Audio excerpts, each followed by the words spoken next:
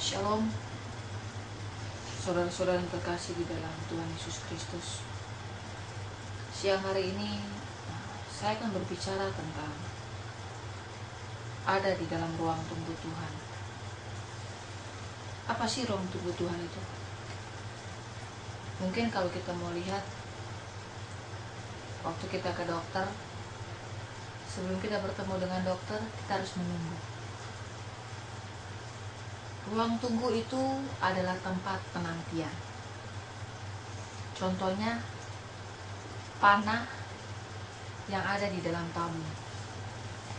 Ketika panah itu ada di dalam tabung dan sedang dibawa oleh tuannya untuk berburu,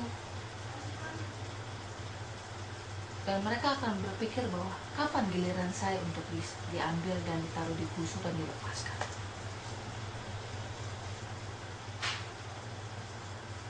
Penantian itu istilahnya menunggu giliran. Kapan giliran kita dipanggil? Kapan giliran kita untuk dipergunakan? Saya mau beritahu bahwa di dalam penantian itu kita akan temui banyak hal. Dalam penantian ada yang namanya bayar harga, ada yang namanya setia, ada yang namanya tekun, ketaatan, iman, tidak kompromi, dan berani mengambil keputusan. Kita akan mempelajari seorang wanita. Dia itu mandul, tapi dia bisa melihat kuasa Tuhan bekerja dan dia bisa melahirkan seorang anak. Siapa dia? Wanita ini bernama Hana.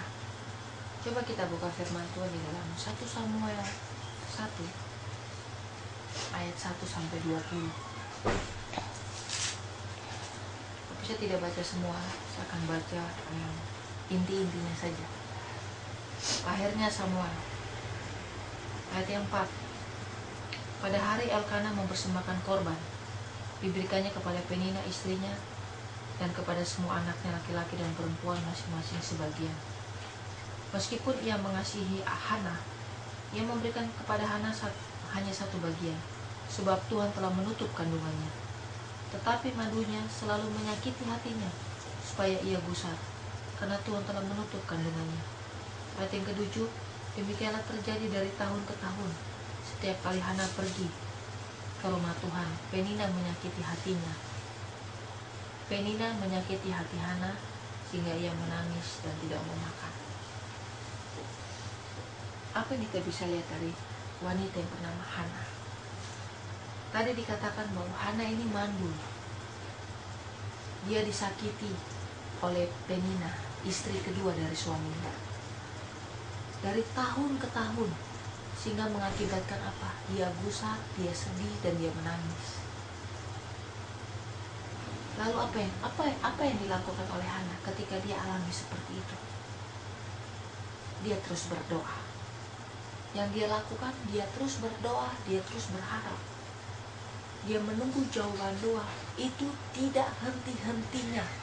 Alkitab mencatat tidak henti-hentinya dia datang kepada Tuhan. Artinya apa? Dia terus berharap, terus berharap, terus berharap. Dan dia meminta sampai Tuhan melakukan mujizat atas kehidupannya. Saya mau beritahu, untuk melihat satu kemuliaan Tuhan, itu perlu yang namanya bayar harga. Untuk melihat mujizat, perlu bayar harga. Dan Hana melakukan itu. Harga yang dia mahal cukup besar. Dia perlu setia, dia perlu taat, dia perlu tekun, dia tidak kompromi. Dan apalagi dia lakukan? Iman. Kenapa? Karena iman bisa menggerakkan Tuhan bekerja. Karena iman kita percaya kepada Tuhan bisa melakukan Tuhan bergerak. Alkitab mencatat, walaupun imanmu sebesar biji sesawi, engkau sanggup memindahkan gunung itu pindah. Artinya apa? Walaupun iman kita kecil, asal kita percaya dan tidak ragu, kita sanggup menggerakkan Tuhan untuk turun tangan. Kita kembali kepada Hana. Hana ini melambangkan kesetiaan kepada Tuhan, dan itu sudah teruji dengan waktu. Untuk melihat sebuah jawaban dari setiap pergumulan kita, itu perlu dua hal: keintiman dan firman Tuhan. Kenapa? Saya mau beritahu kepada saudara, tanpa dua hal ini, kita gampang sekali kecewa dan putus asa. Tanpa firman dan keintiman, kita gampang kecewa, putus asa, khawatir, bimbang. Itu yang membuat kita gagal melihat mujizat Tuhan terjadi atas hidup ini. Kenapa kita perlu intim dan bergaul dengan firman Tuhan? Keintiman dan firman Tuhan adalah dasar sebuah bangunan agar tetap kuat. Waktu kita menantikan jawaban doa dan perlu waktu yang sangat panjang, kadangkala, saya mau beritahu, kadangkala kita capek lihat kehidupan ini.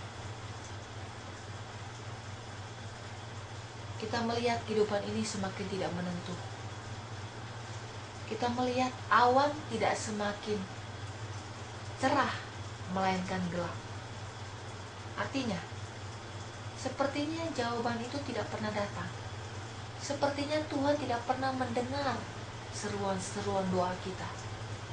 Mungkin saat ini ketika engkau melihat, ketika saya sedang berkhotbah, hari ini, mungkin engkau merasa sudah tidak ada jalan keluar. Mungkin engkau merasa sudah tidak pernah ada lagi pertolongan Tuhan. Mungkin engkau merasa semua jalan sudah tertutup. Mungkin kita merasa sudah tidak mungkin, semua nihil. Mungkin kita melihat anak kita sakit dan dokter bilang tidak mungkin terjadi. Mungkin kita melihat persoalan demi persoalan datang bertubi-tubi dan kita lihat ini tidak mungkin terjadi. Dan itu yang membuat kita gampang mundur